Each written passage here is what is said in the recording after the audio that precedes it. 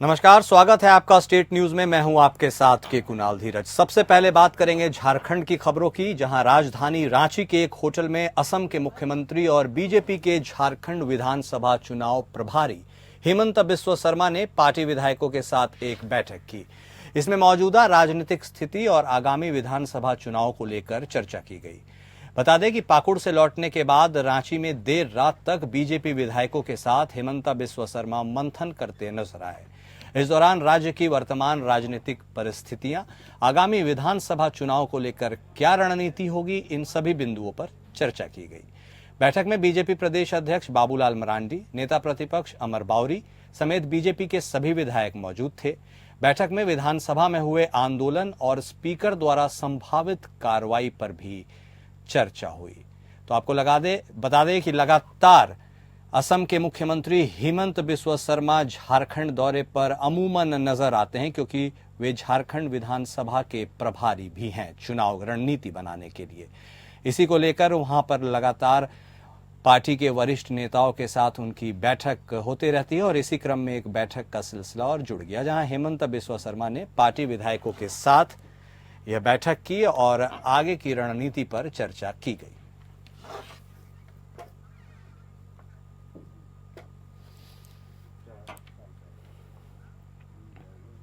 वहीं पाकुड़ से रांची लौटने के दौरान असम के मुख्यमंत्री और झारखंड विधानसभा चुनाव प्रभारी हेमंत बिस्वा शर्मा ने देवघर एयरपोर्ट पर कहा कि पाकुड़ सहित संथाल परगना की स्थिति बहुत ही खराब है। जो भी हालत उन्होंने देखी है, उन हालातों को और परिस्थितियों को राज्य के राज्यपाल के साथ साझा करेंगे। उन्होंने कहा कि पाकुड़ के तारानगर और गोपीनाथपुर के लोग अपने ग्रामीण इलाकों को छोड़कर शहरी इलाकों में रहने को मजबूर हैं। वहीं पाकुड़ के गोपीनाथपुर जाने के दौरान जिला प्रशासन द्वारा मुख्यमंत्री हेमंत बिस्वा शर्मा को रोके जाने के सवाल पर उन्होंने कहा कि गोपीनाथपुर नहीं जाने दिया गया। जिला प्रशासन के आदेश को उन्होंने निरस्त करने का काम किया, लेकिन उन्हें अब तक यह समझ में नहीं आ रहा है कि आखिर जिला प्रशासन और राज्य सरकार के लोगों ने उन्हें गोपीनाथपुर जाने से रोका तो रोका क्यों।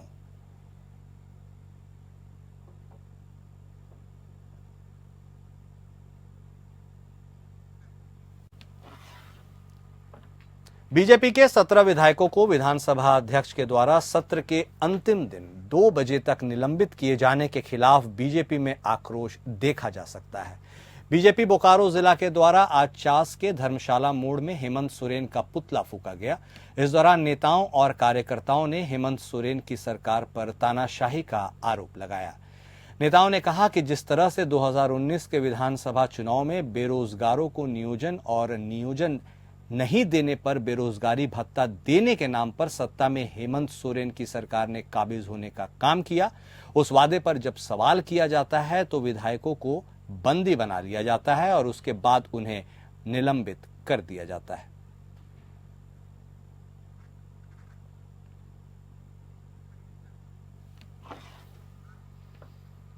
ग्रामीण विकास मंत्री इरफान अंसारी की माता सह सांसद फुरकान अंसारी की धर्मपत्नी मुस्तरी खातून का निधन हो गया। वह 80 साल की थीं। जानकारी के मुताबिक उनकी मौत हार्ट अटैक की वजह से हुई। उनके निधन पर मुख्यमंत्री हेमंत सोरेन समेत अन्य नेताओं ने भी दुख जताया और पूर्व सांसद फुरकान अंसारी और मंत्री डॉक्टर इरफान अंसारी को फोन कर सांत्वना दी। वहीं मंत्री इरफान अंसारी की माता के निधन की सूचना मिलते ही कांग्रेस के वरिष्ठ नेता राहुल गांधी ने भी शोक जताया और उन्होंने पत्र के माध्यम से पूरे परिवार को ढांढस दिया। इसके साथ ही उनकी माता की आत्मा की शांति के लिए प्रार्थना की।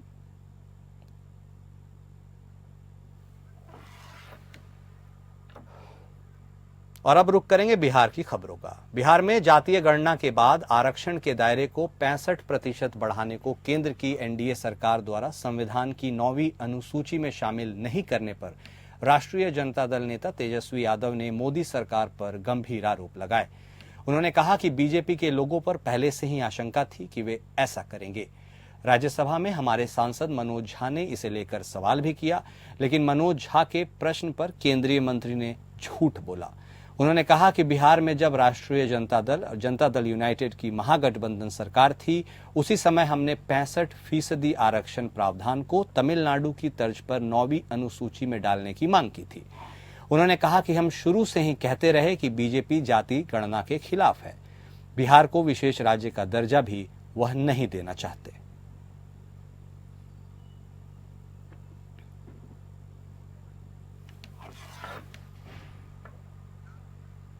बिहार की राजधानी पटना से एक खबर सामने आ रही है। बिहार में आईएएस संजीव हंस पर गाज गिरी है। संजीव हंस पर रेप से लेकर करप्शन तक का आरोप है।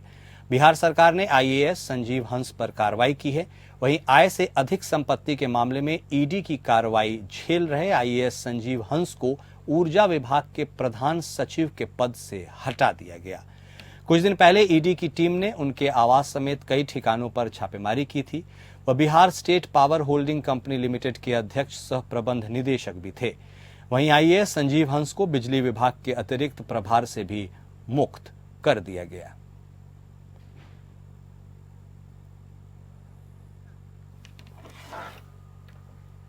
सावन माह में कच्ची कांवरिया पथ पर बाबा के भक्तों की अलग ही लीला है। कई भक्त अपने परिवार की सुख समृद्धि के लिए जाते हैं और कई मन्नत पूरी होने पर कच्ची कांवरिया पथ पर पहुंचते हैं। लेकिन वहीं एक ऐसे भोले भक्त को देखा गया जिसे जानकर आप भी हैरान हो जाएंगे। मधुबनी जिले के मंसापुर बलवा के रहने वाले अमरेंद्र यादव ने दंड प्रणाम करते हुए सुल्तानगंज से 105 किलोमीटर की यात्रा बाबा बैद्यनाथ धाम तक कर रहे हैं। आप अपने टीवी स्क्रीन पर विजुअल्स देख सकते हैं इस अनोखे भक्त की अनोखी लीला।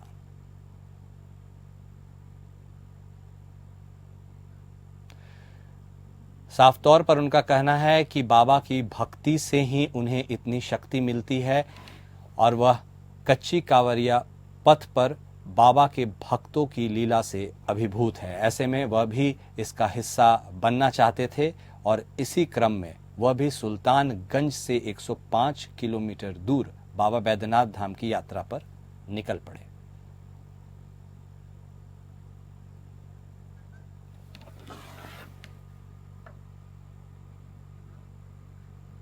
खबर वैशाली से है, जहां तिरहुत स्नातक निर्वाचन क्षेत्र के उम्मीदवार अभिषेक झा के समर्थन में हाजीपुर पहुंचे सीतामढ़ी से जनता दल यूनाइटेड सांसद देवेश चंद्र ठाकुर ने अपने ही गठबंधन को लेकर बड़ा बयान देते हुए कहा कि इस चुनाव में मुझे जीत बीजेपी या जदयू की वजह से नहीं, बल्कि अपने 20 साल से किए गए व्यक्तिगत काम और व्यक्तिगत रिश्ते के कारण मिली है। उन्होंने कहा कि राष्ट्रीय जनता दल के आमने सामने की लड़ाई थी, लेकिन जनता दल यूनाइटेड और बीजेपी मेरे आगे या पीछे या मुझे पता नहीं, लेकिन आप इशारों को समझिए। वहीं उन्होंने अपने पहले एमएलसी चुनाव को याद करते हुए राजद सुप्रीमो लालू प्रसाद यादव की तारीफ करते हुए कहा कि उन्होंने मेरी मदद की थी और मेरे लालू यादव से व्यक्तिगत रिश्ते काफी अच्छे हैं।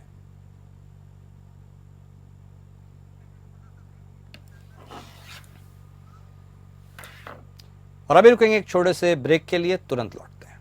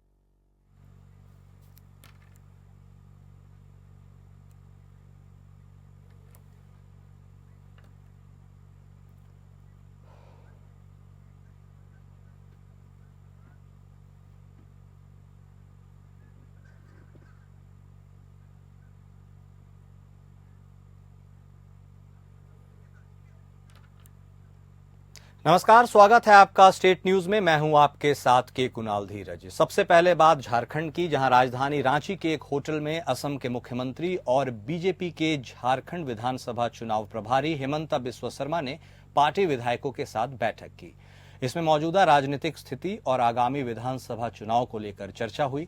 बता दें कि पाकुड़ से लौटने के बाद रांची में देर रात तक बीजेपी विधायकों के साथ हेमंता बिस्वा शर्मा मंथन करते नजर आए। इस दौरान राज्य की वर्तमान राजनीतिक परिस्थिति, आगामी विधानसभा चुनाव को लेकर क्या रणनीति होगी, इस पर चर्चा की गई। बैठक में बीजेपी प्रदेश अध्यक्ष बाबूलाल मरांडी, नेता प्रतिपक्ष अमर कुमार बावरी समेत बीजेपी के सभी विधायक मौजूद थे। इस बैठक में विधानसभा में हुए आंदोलन और स्पीकर द्वारा संभावित कार्रवाई पर भी चर्चा हुई।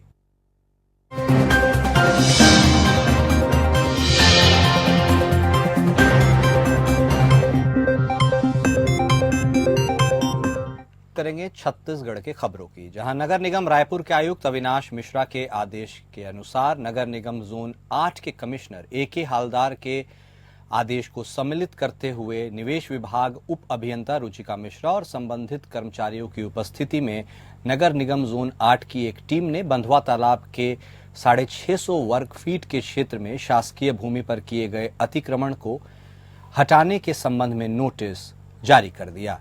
उनके द्वारा जो कब्जा किया गया है उनको साफ तौर पर बताया गया है कि आप जल्द ही इस जमीन को खाली कर दें। आपको बता दें कि अभियान चलाकर 3D व मजदूरों की सहायता से तालाब पार शासकीय भूमि पर किए गए कब्जे को तोड़कर हटाने एवं शासकीय भूमि को अतिक्रमण मुक्त करने की कार्रवाई की जा रही है।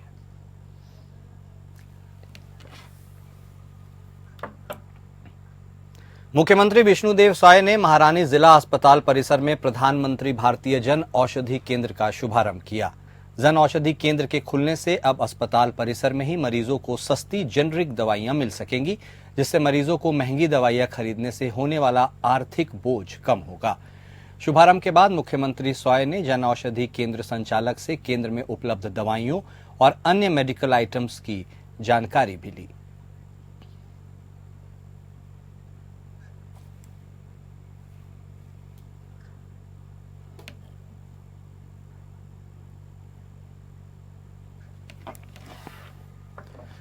बालोद जिले में पिछले कुछ दिनों से लगातार बारिश ने PWD विभाग के भ्रष्टाचार की पोल खोल के रख दी है।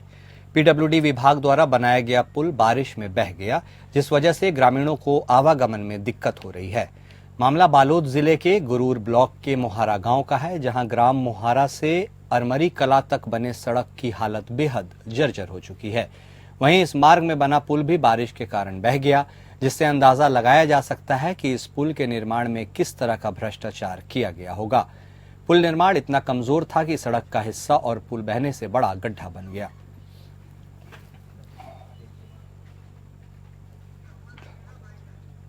दिनों से है टूट चुका है। हम लोगों को कॉलेज आने जाने में बहुत परेशानी होती है और मोहारा से अरमरी के कॉलेज में हम लोग जाते हैं और प्रतिदिन बहुत सावधानी पूर्वक हम लोग यहीं से कॉलेज जाने के लिए पार करते हैं। इस पुल को कृपया जल्दी बनाने की कोशिश करें, और क्योंकि बहुत तकलीफ होती है और दूसरा रास्ता बहुत घुमावदार है, इसलिए हम लोग साइकिल से नहीं जा सकते वहां तक। अपना नाम बताएंगे? मेरा नाम ओजस्वी साहू है और मेरे पिताजी का नाम भूपेश कुमार साहू है और मैं मोहारा से हूँ। और अब खबर बेमेतरा से, जहां महज 3 किलोमीटर के पास बीजाभाट पंचायत की है, जहां गांव के बाहर खेत में लगभग 6000 स्क्वायर फीट में स्कूल बनाने के निर्माण पर चर्चा हुई। वहीं इस निर्माण के लिए 5 साल पहले शुरुआती दौर पर सनातन धर्म के लोग विरोध कर इस काम को बंद करवाए थे और उस समय इस पर अचानक कोर्ट की तरफ से स्टे लगा था, लेकिन काम चालू करने की बात सामने आई तो वहीं सनातन धर्म और बीजेपी के लोगों ने विरोध कर काम को फिर बंद करवाया। फिर से चर्च का निर्माण चालू हो गया है, जिसकी जानकारी सनातनी और बीजेपी के अन्य लोगों को दी गई तो पता चला कि काम चल रहा था, उसमें बल्लियों के साथ छेड़छाड़ की गई थी। ये पहले 2-3 साल पहले और इसका चर्च के नाम से ये निर्माण कर रहे थे और हम लोग पूरा हिंदू समाज के और डंडी स्वामी वगैरह सब लोग आके, जितने भी हिंदू शुभचिंतक उनके द्वारा विरोध किया गया था, रुक गया था। लेकिन अभी और सामने में आया था कि इसके प्रचारक कोई और था। उसके बाद फुल फिल करने के बहाना के नाम से पुनः निर्माण किया जाए, बिल्कुल बर्दाश्त नहीं करेंगे हम लोग और पुरजोर विरोध कर रहे हैं। इस तरीके से धर्मांतरण को बढ़ावा देने वाली संस्था, उसकी कोई यहाँ कोई सदस्य नहीं होने की वजह से ऐसे हिंदू समाज को खतरा है। ये बड़ी उपलब्धि है बेमेतरा के लिए कि एक भी चर्च यहाँ नहीं है, उसके बावजूद ये अब नया प्रकरण आ रहा है, इसका विरोध कर रहे हैं। महिला समूह के महिलाओं के नाम पर फर्जी तरीके से लोन निकालने का एक सनसनीखेज मामला सामने आया है। वहीं अब लोन का पैसा लेने बैंक के कर्मचारियों के द्वारा महिलाओं की किडनी निकालकर बेचने की धमकी दी जा रही है। दरअसल पूरा मामला दरिमा थाना क्षेत्र के ग्राम प्रतापपुर का है, जहां रहने वाली 2 दर्जन से अधिक महिलाओं के नाम से गांव के रहने वाले आनंद गुप्ता सहित अन्य लोगों ने समूह की महिलाओं को झांसा देते हुए अंगूठा लगवाकर उनके नाम से बिना उनकी जानकारी के ही बैंक से लगभग 20 लाख रुपए का लोन निकलवा लिया। खेतीबाड़ी के समय में पैसा वापस करने की बात कहते हुए समूह की महिलाओं से पूरा पैसा आनंद गुप्ता समेत अन्य लोगों ने ले लिया। अब खेतीबाड़ी के समय में पैसे लेने महिलाएं आनंद गुप्ता के घर पहुंची, जहां आनंद का घर बंद है और वो गायब मिला। इधर बैंक के कर्मचारी समूह की महिलाओं के पास पहुंचने की खबर आई और लोन की रकम जमा करने का दबाव होने लगा। कहाँ से है? प्रतापपुर से। का समस्या होगी से कहाँ आया? लोन पैसा निकाले रही तो करो माने कि हमन से ठेक के निकले पैसा ला लोन और का बोलिन कि रुपया बीड़ा समय में दे दे अब देवा एक हस्ता हमन दे देहन तो उतना दिन साहब मन खोजी भी नहीं करी। जब रुपया बीड़ा का समय आगे समन गए रहन पैसा निकाले, अब पता चला थी पैसे नहीं, अब लखनपुर वाला बैंक वाला बनाई गई, अब पैसा खोजत है हमार जगह 2-3 बार भरवाइन तो हमन कहाँ से दे पैसा? कौन निकाली से? आनंद गुप्ता निकाली। कौन है? वो का बोलते हैं कि प्रतापपुर का है। जान पहचान के? हाँ जान पहचान, घर का सामने तरफ है घर। कितना महिला है? आने की वही 20-25 जन महिला, उतना खास मैं नहीं जाना था भाई, कितना जन निकले, जे जग गई ते जग निकलो इस पैसा। आज कहाँ है तुम? आज हम कलेक्टर जगाए हैं। का करे? अरे वही जो निकाल के हमारे खाए के भाग्य से कर हिसाब ईसन ले है। हाँ। और अब बात करेंगे मध्य प्रदेश की, जहां प्राथमिक शिक्षकों की नियुक्ति को लेकर मध्य प्रदेश के हाई कोर्ट ने एक अहम आदेश पारित किया है। इसमें व्यवस्था दी गई है कि इस साल के आरंभ से आयु की गणना की जाएगी और उसके आधार पर ही भर्ती होगी। हाईकोर्ट ने अपने एक महत्वपूर्ण आदेश में कहा है कि 1 जनवरी 2024 से अभ्यर्थियों की न्यूनतम आयु की गणना करके उन्हें प्राथमिक शिक्षक के पद पर नियुक्ति प्रदान की जाए। कार्यवाहक मुख्य न्यायाधीश संजीव सचदेवा और न्यायमूर्ति विनय सराफ की युगल पीठ ने वर्ष 2022 से लंबित 13 याचिकाओं पर सुनवाई के बाद यह निर्णय दिया है।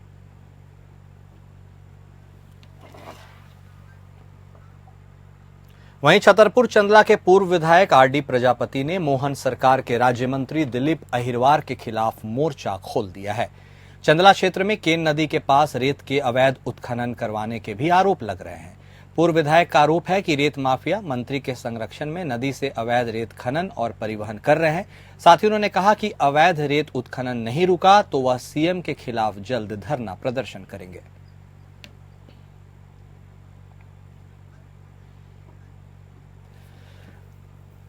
तो राज्य मंत्री दिलीप अहिरवार के खिलाफ मोर्चा खुलता हुआ नजर आ रहा है। चंदला के पूर्व विधायक आरडी प्रजापति ने ही मोर्चा खोल दिया है। आपको बता दें कि रेत माफिया मंत्री के संरक्षण में अवैध रेत खनन कर रहे हैं, ऐसा प्रजापति ने साफ तौर पर आरोप लगाया है। उन्होंने यह भी कहा है कि जल्द से जल्द यदि इस पर रोक नहीं लगी, सुनवाई नहीं हुई, तो वो मुख्यमंत्री के समक्ष भी जाकर धरना प्रदर्शन करने को मजबूर हो जाएंगे। तस्वीरें आप देख सकते हैं उस क्षेत्र की जहां बड़े पैमाने पर रेत की खनन की जाती है और इसी को लेकर आरोप प्रत्यारोप का खेल भी शुरू हो गया है, जहां खुद विधायक आरोप लगाते हुए नजर आ रहे हैं।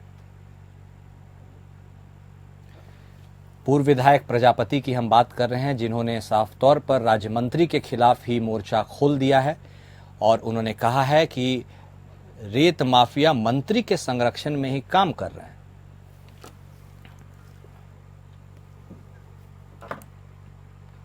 मध्य प्रदेश में लगातार बारिश के चलते 7 डैम के गेट खोल दिए गए और प्रदेश के 6 जिलों में भारी बारिश का रेड अलर्ट मौसम विभाग ने जारी किया है।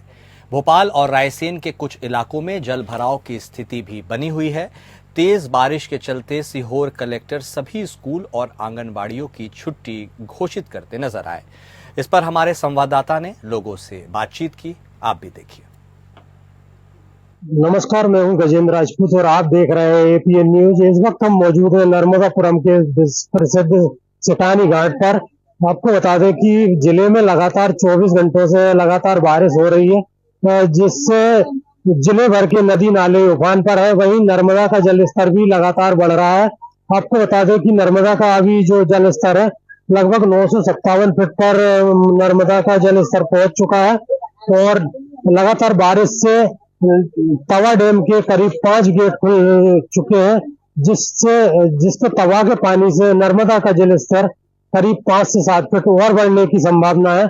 और वही मौसम विभाग की बात करें तो मौसम विभाग का कहना है कि करीब 72 घंटे लगातार मूसलाधार बारिश और बिजली का दौर जारी रहेगा, जिससे नर्मदा और अन्य नदियों का जल भराव की संभावना है, नर्मदा का जल स्तर बढ़ने की संभावना है।